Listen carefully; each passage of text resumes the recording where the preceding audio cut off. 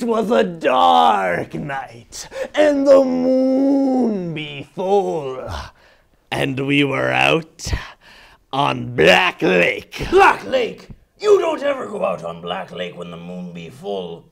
Why? 'Cause there's something out there. Something evil. Something that goes by the name of Old Greg. I need to go use the barrel. Old Greg, legendary fish.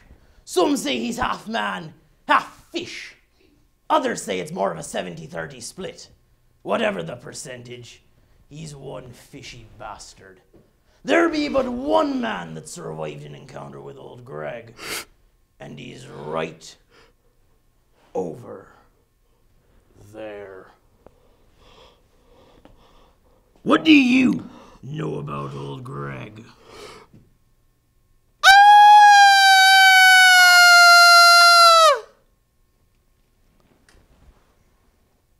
So, James, can you describe Old Greg in one word? Old Greg is a terrifying, sadistic beast that lives at the bottom of Black Lake.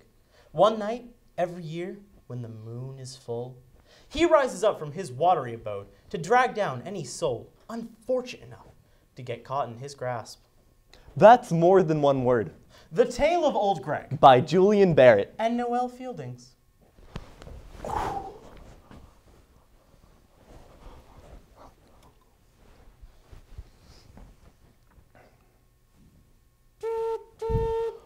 I've got something. I've got something. Come on. Come to Papa. Come on. Hi there. Who are you? I'm Old Greg. Pleased to meet you. What do you want? I could ask you the same question. What are you doing here in my waters? Oh, you know, just catching the air, not fishing. Then what's this hook doing in my head, bull? Nothing to do with me, sir. It's attached to your rod, mother licker.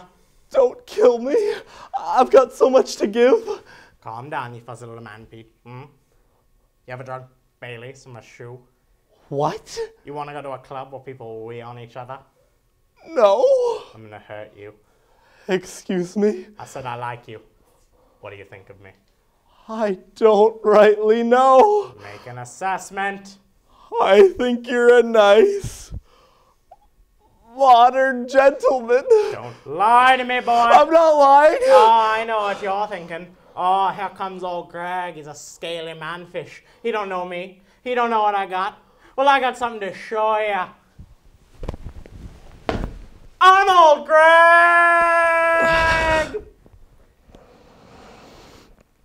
What's happened? I'm Old Greg. What? I'm Old Greg. Where am I? Greg's place.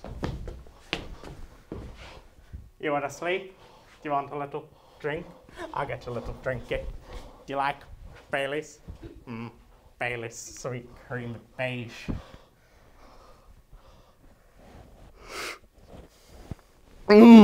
Delicious. Do you like Old Greg's place? I got all things that are good. You've done some nice things with it. Is this the way out? Where are you going? We got everything we need right here. We got Baileys, creamy, and everything we need. I'll get you another Baileys. I'm fine, thanks. I do watercolors. How do you? Let me show you some. I call this one Old Greg, and this one I call Old Greg, and this one, do you know what I call this one? Old Greg? Yes, sir. Thank you, sir. I do more. I call this one Baileys. Well, that's quite a portfolio you got going on there, but I should really be scooting. We can do watercolors together, you and I. That sounds like a great fun, Greg. Let's do it in a week then. What do you mean? Are you free Thursday at all? Why can't we do it now? I'm a busy man, Greg. You know, Howard Moon, man about town. Do you love me? Oh dear. Do you love me?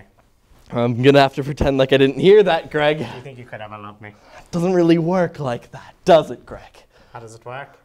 Tell me how it works. Well, you get to know someone, this, that, and the other. I don't know you. You know me. What about the boat times? That wasn't really a time, was it, Craig? More of an exposure? That was our first date, when you pulled me up with these big, strong Oh, arms. jeez, Craig, listen. I don't know you.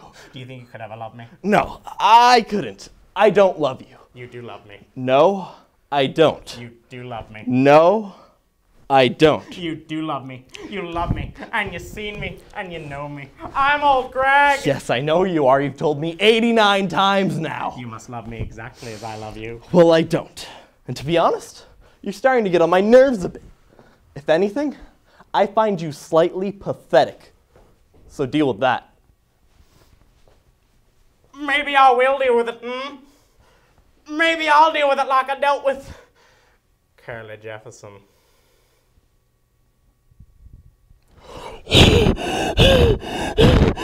Maybe I was being a bit hasty there when I said I didn't love you. With the light and the water reflecting off of your seaweed. Maybe I could love you. Sometimes when you love someone, you play hard to get. You know, playing a game. Games? That's right. I was just playing a game with you. Love games? That's right, Greg. Love games. Love games? Do you love me? Are you playing your love games with me? I just need to know what to do because I need your love a lot. So come on now, do you love me? Are you playing your love games with me? I just need to know what to do because I need your love a lot. So come on now.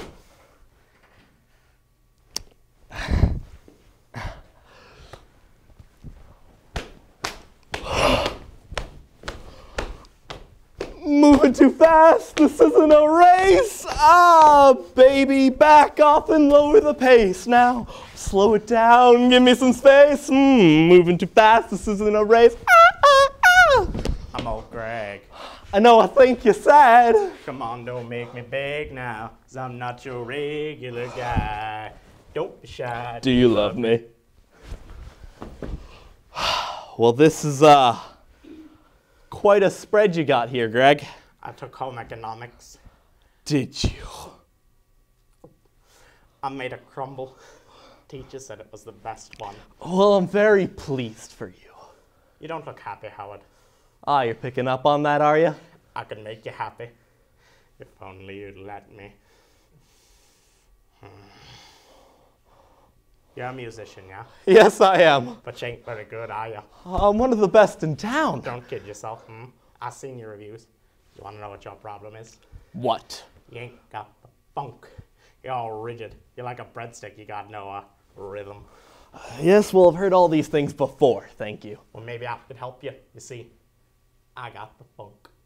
Yes, I know you're very funky, Greg, but what does that have to do with making me happy? I got a proposition for you. You and me, we can take the funk. We can travel the world in a band.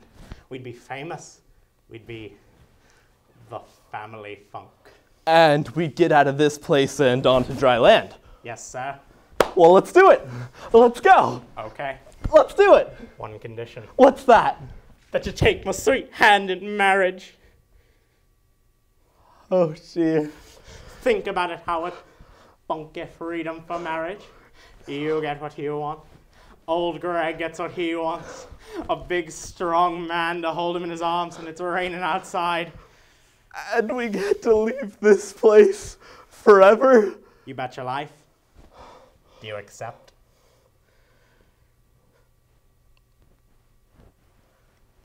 I do.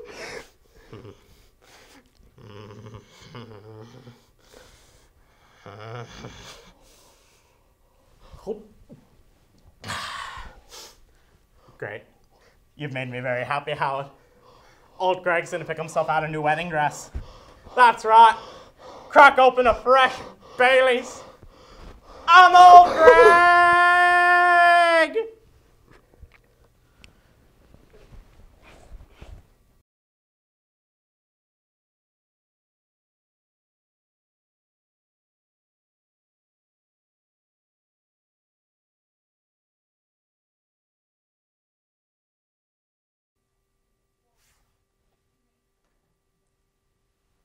I grew up in a Milwaukee family that knew what permissive meant before anybody ever heard the word. A dozen adults of the family and only 2 children, my younger brother Bob and myself. Now, my dad had often taken us along on his calls at building construction projects. He would tell us to follow him as he walked across the high boards and roof beams, and well, I was always frightened, but I never could bring myself to admit it, so I just did as he told me.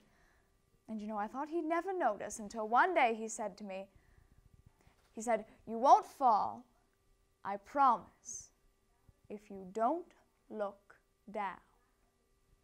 Just look ahead."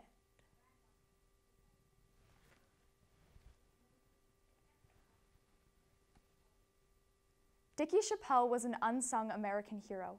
As one of the first women to photograph and report from the front lines, her fearless determination to get the perfect shot blazed the trail for women in every area of journalism.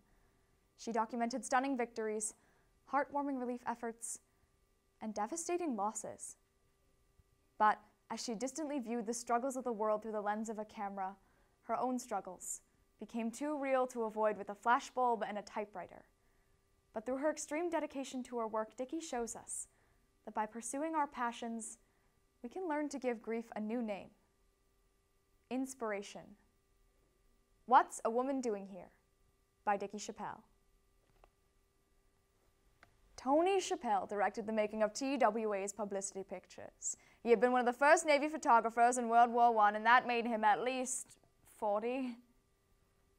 But he had the most cheerful disposition of anyone I had ever known, except, of course, when he was initiating tyros into the one matter on earth he held utterly sacred: photography. Well, I was awestruck by Tony. I learned my lessons bone deep as quickly as I could. You know, I don't think I've ever forgotten any one of them. Because, you see, if a picture was a failure, no alibi would placate Tony. If your equipment failed, it was because you hadn't taken proper care of it. If you weren't in the right position to shoot, it was because you were too lazy to have climbed up where you should have been. And if your nerve failed. But then, I'd been a photographer for 10 years before I'd ever heard one admit he'd been too shaken to shoot.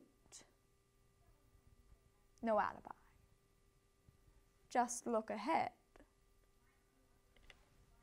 Well, my course in picture taking did not end the first time I produced an acceptable photo. In October of 1940, the teacher and I went out to Milwaukee and we were married. Now, our first home was a hotel suite with a kitchenette big enough to serve as our joint darkroom. You see, by now I was a dedicated photographer, and my career would be telling stories through pictures alone.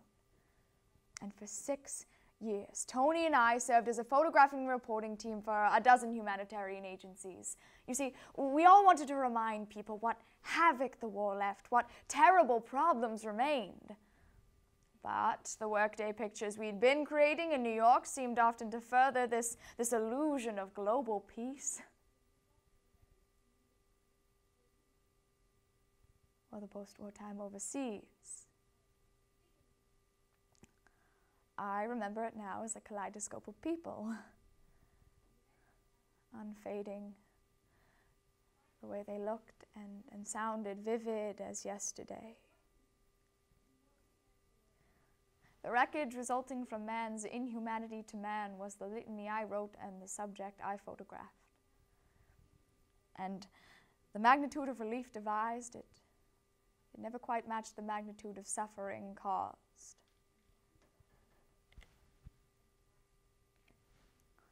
Then Tony's and my work as a photo team did end. And soon after we came to what I guess is called the parting of the ways, both personally and professionally. We were separated in 1955 and our marriage dissolved the following summer. And you know, several times interviewers have asked me this same question about marriage. They say, can a woman be both a foreign correspondent and a wife? Well, I guess my answer is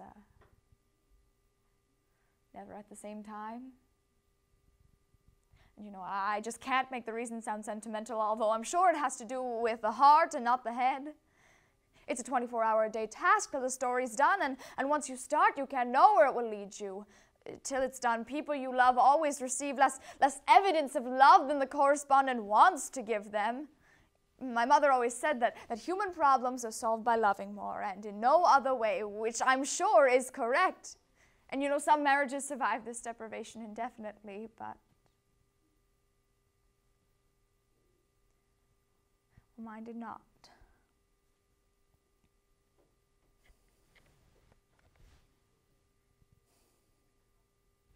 I'd been a photographer for 10 years before I'd ever heard one admit he'd been too shaken to shoot. Because you see, the thing about photography is there is never an alibi. There is no alibi.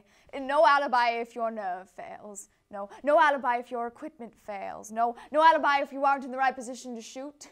No alibi if your picture is a complete failure. Or your marriage.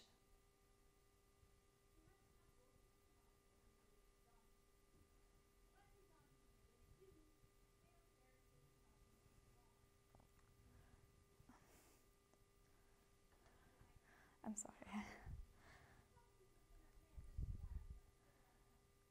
Well, Tony taught us how to use the heavy speed graphic. The camera newspapermen still carry in the movies. It's so big that snap shooting, taking a picture casually, it can't be done with it. You have to plan the picture in your mind's eye and move to the vantage point before you raise the camera.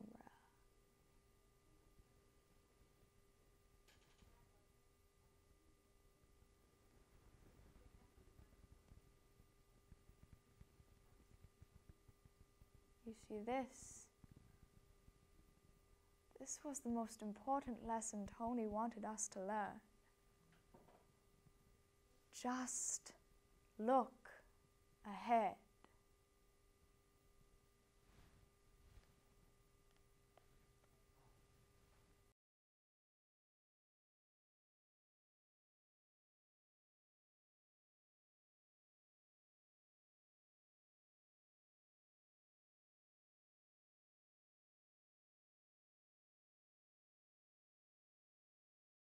I was named after a swimming pool. Quite peculiar, my parents never took to water. But no swimming pool in my Mama G's eyes matched the glory of the piscine Molitor. It was the crowning aquatic glory of Paris, indeed, of the entire civilized nation. It was the only pool that made my uncle Mama G fall silent, his memories making too many lengths to mention. That is how I got my name 3 years after my brother Ravi. Piscine Molitor Patel. This is a story of a young Indian teenage boy named Pai. In the beginning, he's quite a misfit among his friends and family members, but along the way, he makes an unexpected relationship with the tiger, and in doing so, he's able to overcome his fears. This is a heartwarming story, Life of Pai by Yen Martel. I have the fondest memories of growing up in a zoo. My alarm clock during my childhood was the pride of lions. Breakfast was punctuated by the shrieks and cries of Moluccan cockatoos. I left for school under the benevolent gaze of not only my mother, but also of the stretching and yawning orangutans.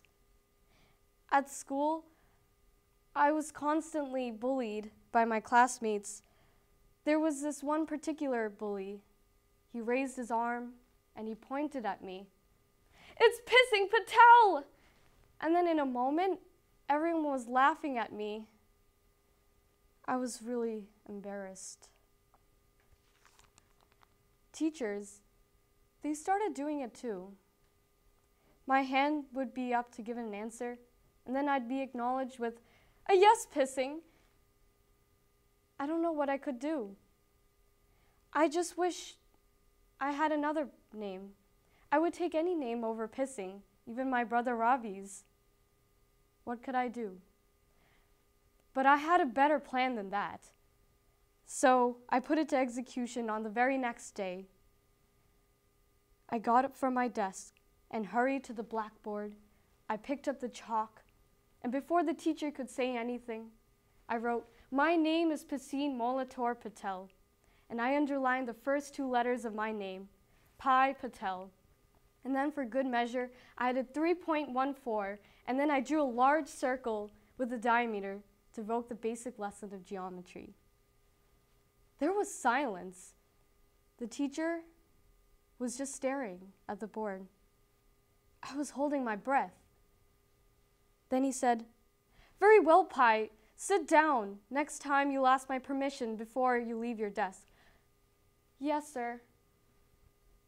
He took my name off and he went on to the next boy. Oh, I was saved.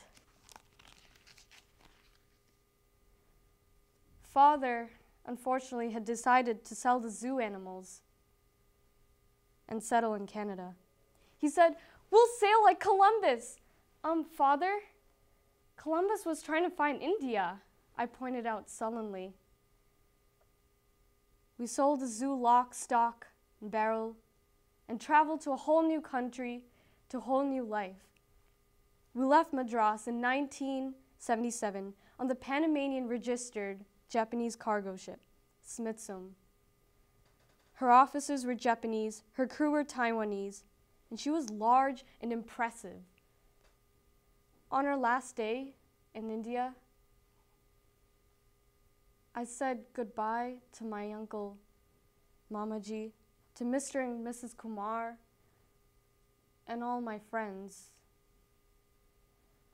With a heavy heart, I left India. While we were sleeping on the ship, I think there was an explosion, but I can't be sure. I looked at my watch. It was 4:30 in the morning. I looked down on the bunk below, and Ravi was still sleeping. I walked down the corridor, and it was only when I pushed open the door did I realize what the weather was like. Did it qualify as a storm? I advanced on the deck. I gripped the railing and faced the elements. This was adventure. But I could see the ship's great black side. And suddenly, a shiver of cold went through me. With the help of the handrails, I went down the stairwell 4 steps at a time. I had gone down just 1 level, and then I saw the water rising below me. I couldn't believe my eyes. The ship was sinking. My mind could hardly conceive it. It was like the moon catching fire. And where were the officers and crew? Towards the bow, I saw some men running on the deck, and I thought I saw some animals running too. But I just thought it was an illusion cast by rain and shadow.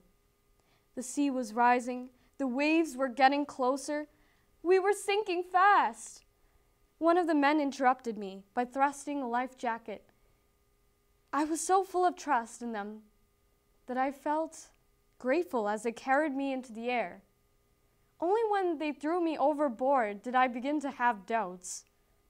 I landed with a trampoline-like bounce on the half-unrolled tarp-covered boat, 40 feet below. The ship sank. It made a sound like a monstrous metallic burp. Everything was screaming, the sea, the wind, my heart.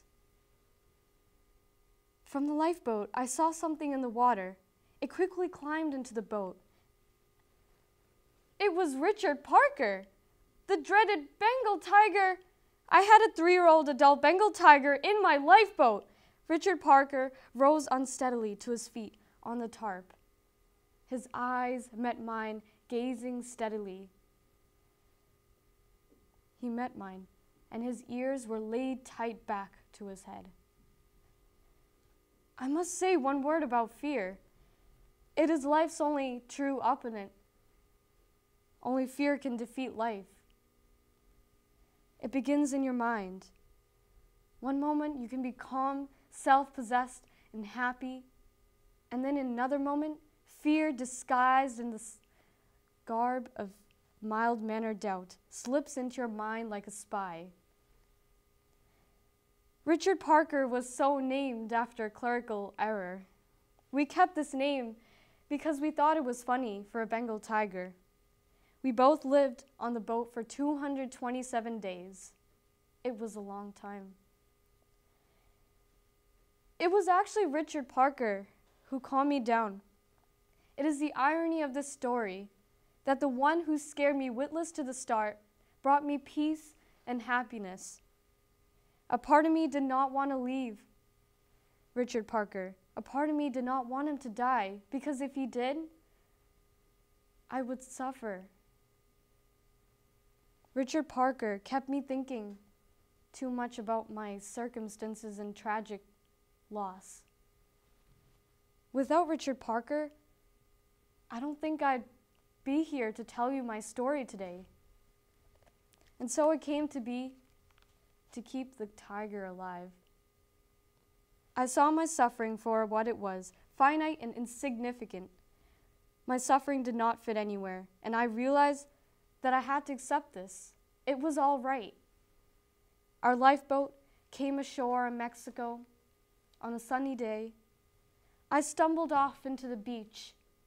Richard Parker followed me and bolted into the jungle, never looking back. As I cried over losing Richard Parker, people found me despairing that I didn't have a proper goodbye to end the story. And I regret to this day that I didn't say a proper farewell. God be with you, Richard Parker. God be with you.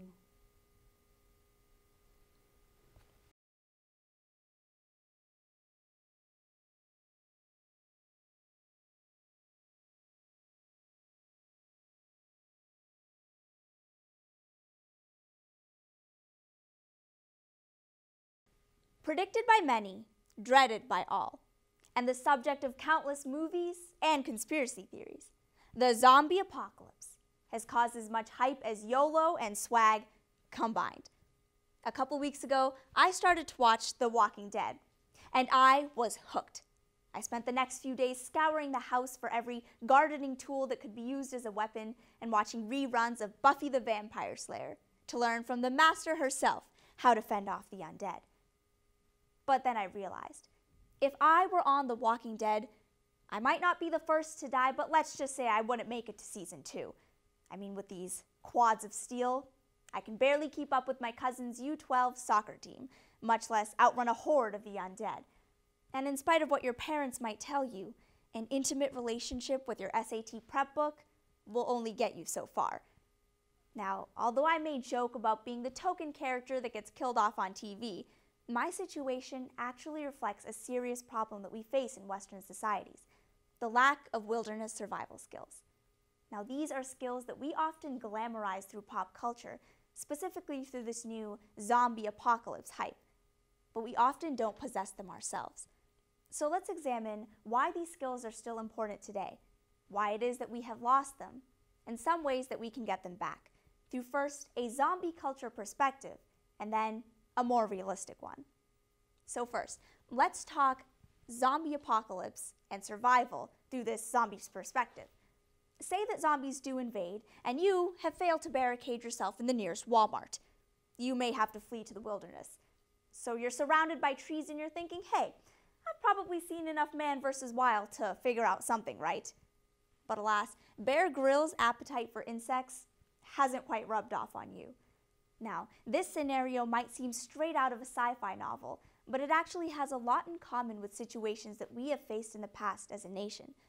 In 2011, the Centers for Disease Control and Prevention launched a zombie preparedness campaign, complete with posters, novellas, even mock invasions, the last of which took place at the annual Counterterrorism Summit in San Diego. Brad Barker, the president of the Halo Corporation, noted that every whack job in the world had called for the exercise, but the zombie apocalypse was just a whimsical pretense for very real, very possible catastrophes. The director of the CDC, Dr. Ali Khan, notes that if you are generally well equipped to deal with a zombie apocalypse, you'll be prepared for a hurricane, earthquake, pandemic, even a terrorist attack. Now, the idea of a zombie apocalypse may seem far-fetched, but we know from experience that those other catastrophes are not. And should they occur when our defenses are down, we as individuals must be ready to face the challenge of survival in the wild. In 2010, 33 Chilean men were trapped underground for 69 days at the San Jose copper mine. For 69 days, these men relied on nothing but little available outside help and their own instinct for survival to make it out alive. According to their book, 33 Men, any disagreements among them were overcome by that pure instinct for survival. In our own country, Hurricanes Katrina, Sandy, and countless others have shown us those times when we are left vulnerable in the face of a natural disaster. So why, after living through such catastrophes, have we not yet developed the ability to successfully survive in the wild? The answer lies within the structure of our civilized society and a deep human desire for safety and comfort. Now, the decline in survival skills has been a gradual process since the beginning of our civilization. We have simply moved on from the days of relying on survival skills, the days of the caveman hunting for his food, or those of the pioneer working with his hands to carve out a life on the frontier. No longer do we value someone who can tie 17 different types of knots, but rather someone who can beat their high score on Temple Run. Now, our schools are a good example. My school offers a wide variety of courses and electives, but not one teaches wilderness survival. And even if it did, would students feel any inclination to take such a course? Because as our communities formed, we were taught to value scholarly subjects, and this often leaves topics like survival on the back burner. As our communities formed, municipal services replaced any need for survival skills. Running water replaced wells, electricity rendered handmade candles forgotten. And as our sense of community and interdependence grew, we simply lost the ability to be self-sufficient, instead relying on society for a kind of safety net in times of need. In his book, Celebrations, Rabbi Sherwin Wine states that this dependency is the result of a very human desire for safety and security. We put our security in the hands of our society because it's easy and it's comfortable and we like that. But life, as we have seen, is not always easy, and in the event of a crisis, how many of us could pitch a tent, find a water source, or prepare a meal out in the wild? So what can we do then to be more prepared for not just an apocalypse, but a crisis of any kind? Other than hitting the movie theater the next time a medical thriller comes out, what we can do is reprioritize so that survival skills are no longer brushed off as unimportant. Groups like the Girl and Boy Scouts of America embody the values of self-sufficiency and reliance, advocating increased participation in outdoor activities. Former Boy Scout of 30 years, Roy L. Williams, said in an interview with the American Legion magazine that Boy Scout activities help prepare people for life. Just taking the time to get outdoors and practice a few basic things like fire building or water purification can develop life-saving skills. So from now on, we must make an honest effort to develop skills of wilderness survival, because not only are there certain benefits, but there are psychological ones too. Rabbi Sherwin Wine also says that like that mentioned want for safety, we have an inherent want for self-reliance and adventure that is often suppressed by the uninterrupted coziness of our lives. We should appreciate hardiness again and preserve our individual strength, so that if one day we do find ourselves in a Walking Dead situation, we'll be the ones that make it all the way to the series finale. Thank you.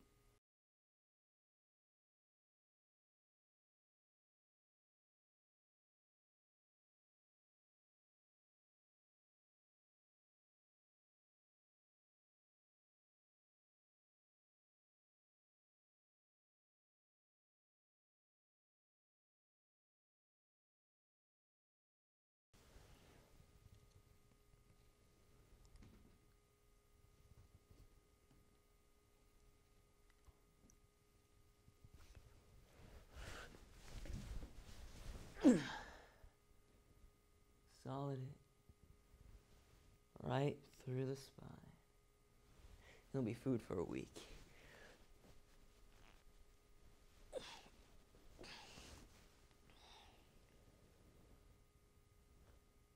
Sorry. It's February 6th. My birthday. Not quite the meal I had planned. I've lived a nice round 30 years. What do I have to show for it? I've written my own epitaph. Stephen Callahan, February 6, 1952 to February 6, 1982. Dreamed, drew pictures, built boats. Died. Lost at sea some 450 miles from land.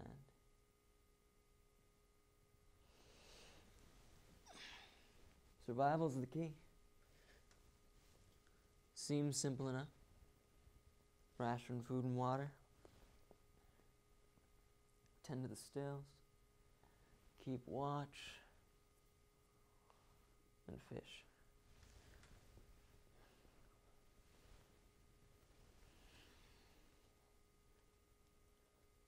I'm so tired. I don't know what to do.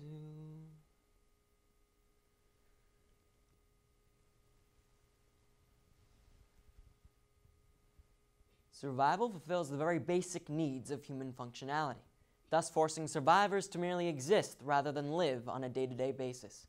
Such was the case on the night of February 4th, 1982, when Stephen Callahan's ship Napoleon Solo sank off the coast of the Canary Islands.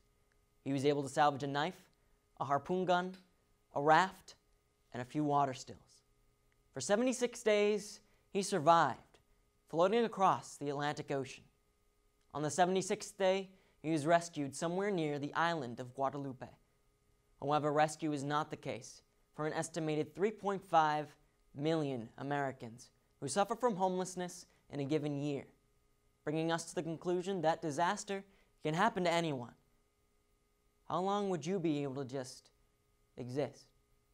Adrift by Stephen Callahan. So tired. Two Beatles songs plague me. They roll in my head again and again. Help, I need somebody. I'd settle for anybody. Oh, universe, don't you hear me? Help. Thank you, thank you.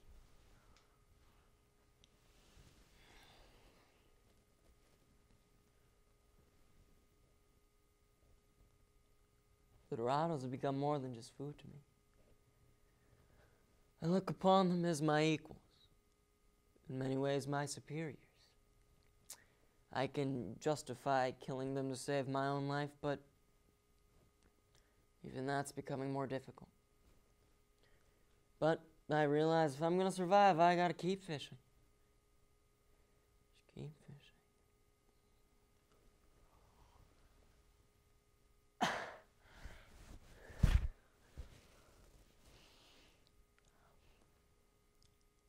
It's the 27th day since I began my voyage with the raft. I decide my raft needs a name.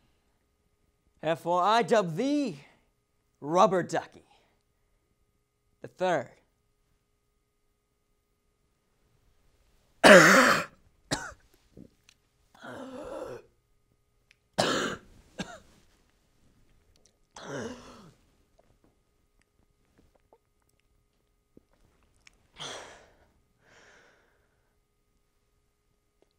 I've managed to last 40 days. It's a little disconcerting to realize that Ducky here is only guaranteed for 40 days use. You think if she fails me now, do I get my money back? Oh, Ducky.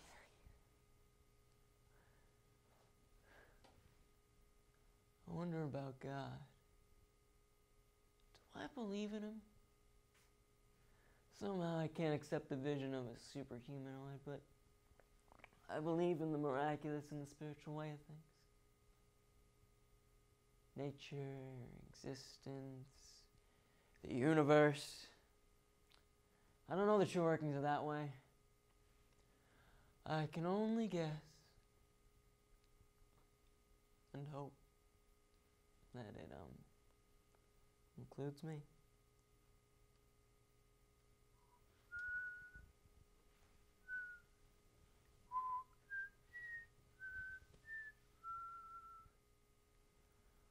They've come for me.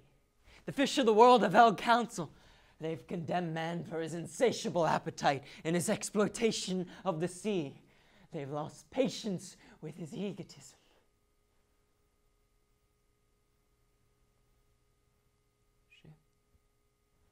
Ship Ducky. Hello! I'm over here! 60 days and I'm saved. Hey! Hello! Oh, come on! I'm gonna die!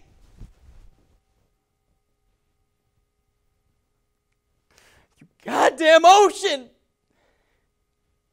Why can't I just go home? That's all. I just want to go home.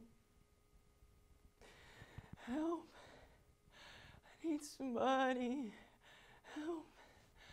Oh, just anybody. Help. I need someone. Help.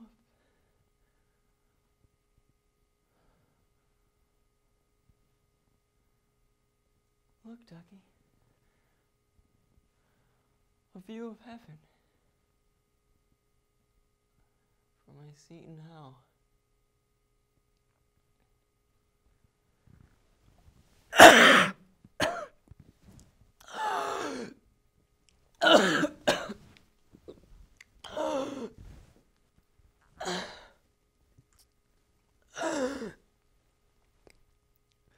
It's the 76th day.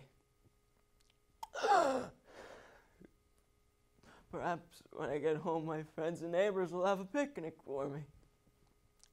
They'll ask me what it was like.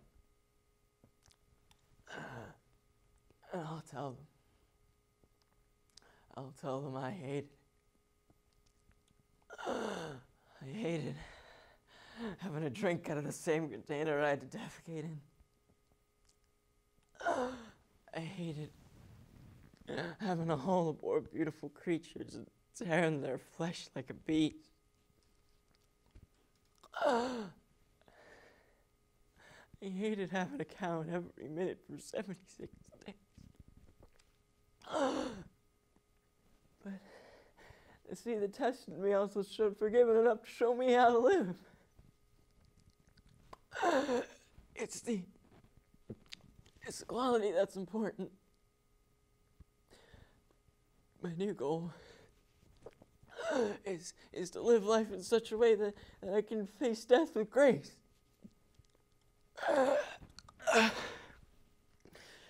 When the time comes, Ducky.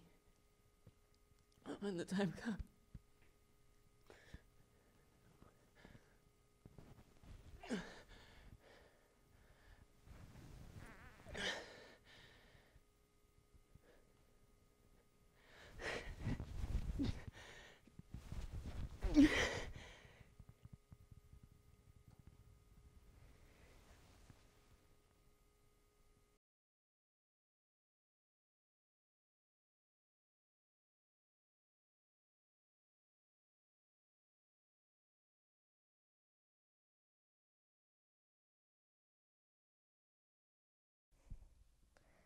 Dear brothers and sisters, do remember one thing. Malala Day is not my day. Today is a day of every woman, every boy, and every girl who have raised their voice for their rights. There are hundreds of human rights activists and social workers who are not only speaking up for their rights, but who are also struggling to achieve their goals of education, peace, and equality. Thousands of people have been killed by the terrorists, and millions have been injured. I am just one of them. So here I stand, one girl among many, I speak not only for myself, but for all girls and boys. I raise my voice not so that I can shout, but so that those without a voice can be heard, those who have fought for their right to live in peace, their right to be treated with dignity, their right of equality of opportunity, and their right to be educated. Take a look at the world around you. Is everything perfectly fine? Do we truly live in a utopian society? When we uncover the truth, we realize that our world is far from flawless. One example is the recent kidnapping of more than 200 schoolgirls by terrorists in Nigeria. Last year, Malala Yousafzai spoke at the UN Assembly to promote women's rights and girls' education. Miraculously surviving the Taliban and their campaign against women's rights and girls' education, Malala stands her ground, giving one of the most inspiring speeches of all times, A World at Education by Malala Yousafzai. Dear friends, on the 9th of October 2012, the Taliban shot me on the left side of my forehead. They shot my friends too. They thought that the bullets would silence us, but they failed. And then, out of that silence, came thousands of voices. The terrorists thought they could change our aims and stop our ambitions. But nothing in my life changed except this. Weakness, fear, and hopelessness died. Strength, power, and courage was born. I am the same Malala. My ambitions are the same, my hopes are the same, and my dreams are the same. Dear brothers and sisters, I am not against anyone. I do not even hate the Talib who shot me. Even if there is a gun in my hand and he stands right in front of me, I would not shoot him. This is a compassion that I have learned from Muhammad, the prophet of mercy, Jesus Christ, and Lord Buddha. This is a legacy of change that I have inherited from Martin Luther King and Nelson Mandela. This is a philosophy of nonviolence I have learned from Gandhiji and Mother Teresa. And this is a forgiveness that I have learned from my mother and my father. This is what my soul is telling me. Be peaceful and love everyone. Dear brothers and sisters, we do not realize the importance of our own voice until we are silenced. In the same way, when we were in Swat, the north of Pakistan, we didn't realize the importance of books and pens until we saw the guns. The wise saying, "The pen is mightier than the sword," was true. The extremists are afraid of books and pens. The power of education frightens them. They are afraid of women. The power of the voices of women frightened them. This is why they killed 14 innocent medical students in the recent attack in Kedah. This is why they killed many female teachers and polio workers in Khyber Pakhtunkhwa and FATA. This is why they are blasting schools every day. Because they were and they are afraid of change. Afraid of the equality we will bring into our society. I remember there was a boy at our school who was asked by a journalist, "Why are the Taliban against education?" The little boy simply pointed to the book in his hand and said, "A Talib doesn't know what is written inside this book. They think that God is a tiny little conservative being who would send girls to hell if they went to school." The terrorists are misusing the name of Islam and fashion society. Pakistan is a peace-loving democratic country, and Islam is a religion of peace, humanity, and brotherhood. Islam not only says it is each child's right to education, rather it is our duty and responsibility.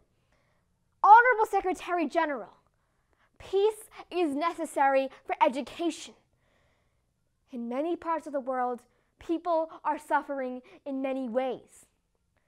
In India, innocent poor children are victims of child labor. Many schools have been destroyed in Nigeria.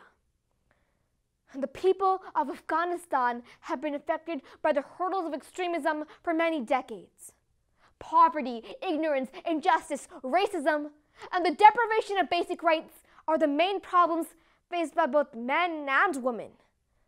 But today, I am focusing on women's rights and girls' education because they are suffering the most. There was a time when women social activists asked men to stand up for their rights. But this time, we will do it by ourselves. I am not telling men to step away from speaking for women's rights. Rather, I am telling women to be independent and to fight for themselves. Now is the time to speak up. We call upon the world leaders so that the peace deals protect women's rights and girls' education. A deal that goes against the dignity of women is unacceptable. We call upon all governments to ensure free compulsory education for every child's bright future and to protect them from brutality and harm. We call upon the developed nations around the world to support the expansion of educational opportunities for girls in the developing world. We call upon all communities to be tolerant, to reject prejudice based on caste, creed, sect, religion, or gender, to ensure freedom and equality for all women so that they can flourish. We call upon our sisters around the world to be brave, to embrace that strength within themselves and realize their full potential. Dear brothers and sisters, we want schools and education for every child's bright future. We will continue our journey to a destination of peace and education for everyone.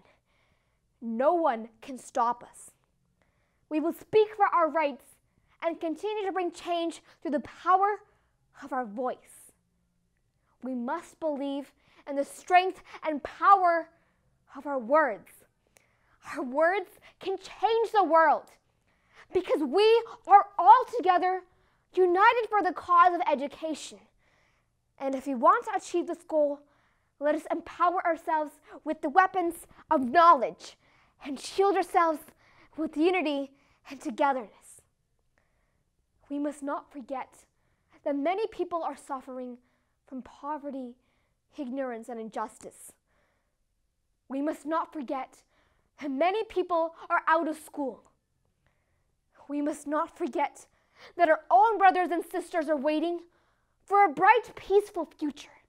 So let us wage a global struggle against illiteracy, poverty, and terrorism, and let us pick up our books and pens.